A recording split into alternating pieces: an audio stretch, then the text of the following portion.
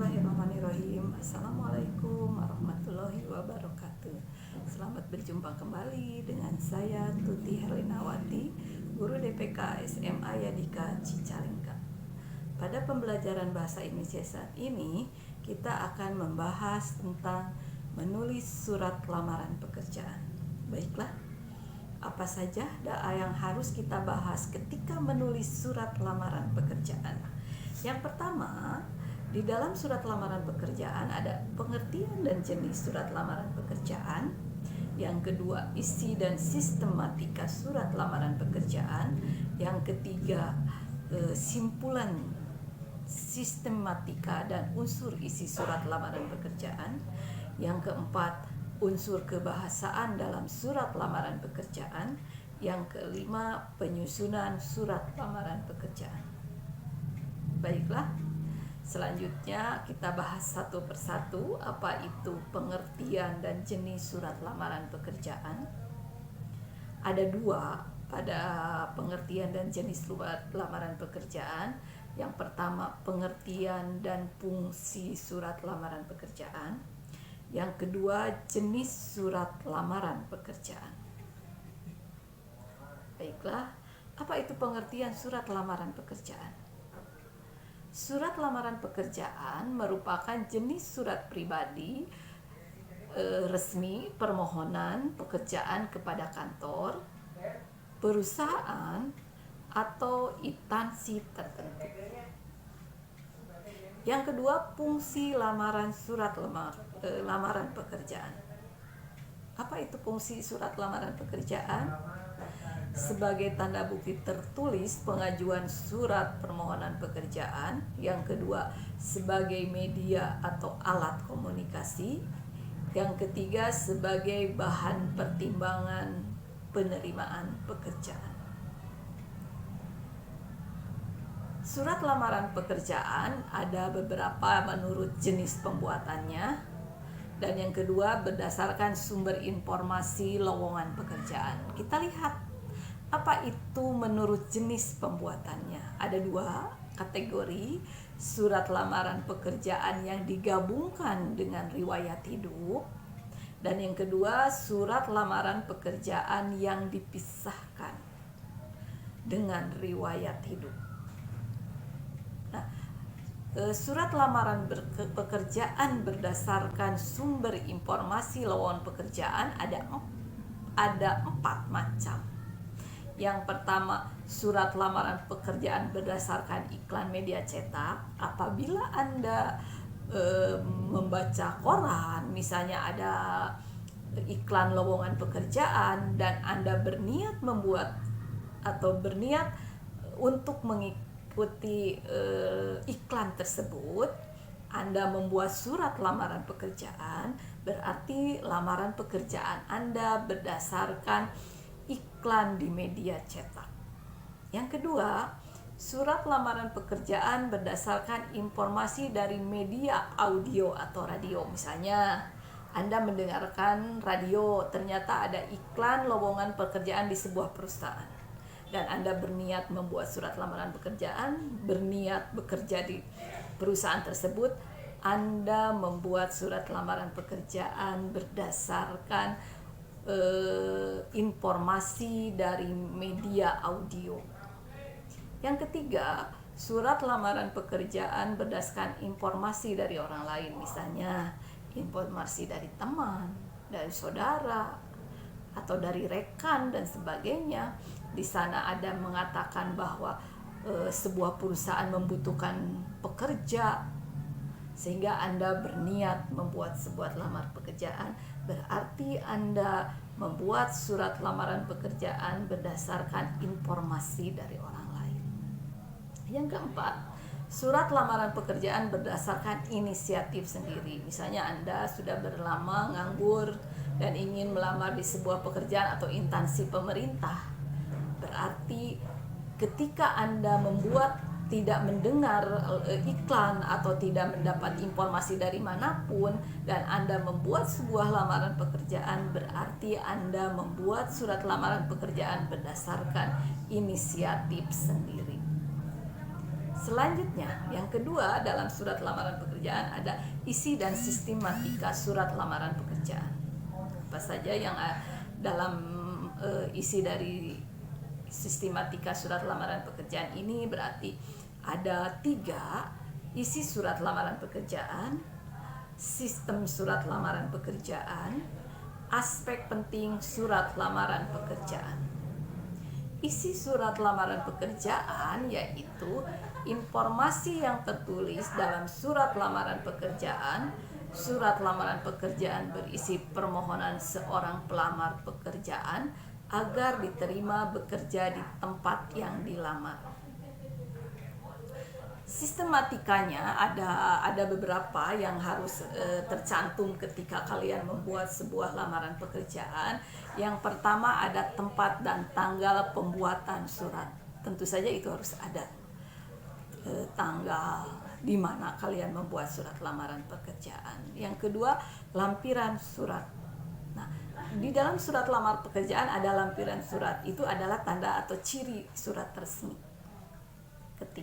Dikatakan kenapa lamaran pekerjaan merupakan surat resmi, karena di situ ada lampiran. Salah satunya cirinya adalah lampiran surat.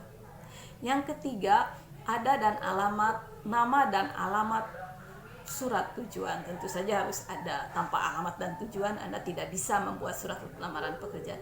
Mau ditujukan kepada siapa surat tersebut kalau nama dan alamat surat tujuan tidak tercantum? Tidak akan sampai kepada perusahaan yang dituju.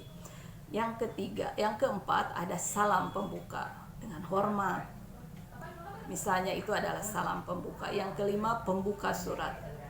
Yang keenam, isi surat. Yang ketujuh, penutup surat. Yang kedelapan, salam penutup, tanda tangan dan nama terang. Di situ harus ada tanda tangan dan nama terang ketika Anda membuat sebuah lamaran pekerjaan. Selanjutnya, aspek-aspek penting yang harus ada dalam surat lamaran pekerjaan terdiri atas pernyataan umum dan argumentasi. Pernyataan umum berfungsi sebagai informasi awal terkait dengan pekerjaan yang akan dilamar. Sementara itu, argumentasi berfungsi menguatkan pernyataan umum. Yang ketiga, dalam surat lamaran pekerjaan ada simpulan, sistematika, dan unsur isi surat lamaran pekerjaan. Simpulan, sistematika, dan unsur-unsur surat didapatkan dengan menggali informasi dalam surat lamaran. Informasi yang dapat digali seperti tempat dan waktu pembuatan surat lamaran pekerjaan, identitas pelamar, isi surat lamaran, informasi penguatan identitas pelamar, serta salam pembuka dan penutup. Yang keempat, unsur kebahasaan dalam surat lamaran pekerjaan. Ada 4. Yang pertama, ketepatan pilihan kata. Yang kedua, kebenaran dan keefektifan struktur kalimat. Yang ketiga, kepaduan paragraf, harus padu paragrafnya dari awal sampai ke akhir. Yang keempat, ketepatan penggunaan ejaan dan tanda baca. Yang terakhir ada penyusunan surat lamaran pekerjaan. Cara menulis surat lamaran pekerjaan yang baik dan benar adalah sebagai berikut. Yang pertama, gunakan bahasa yang baik dan benar. Gunakanlah bahasa Indonesia yang baik dan benar. Yang kedua, tulislah dengan kalimat singkat, padat, dan jelas.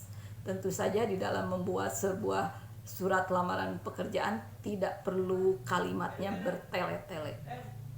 Tidak perlu kalimat yang lebay. Ya.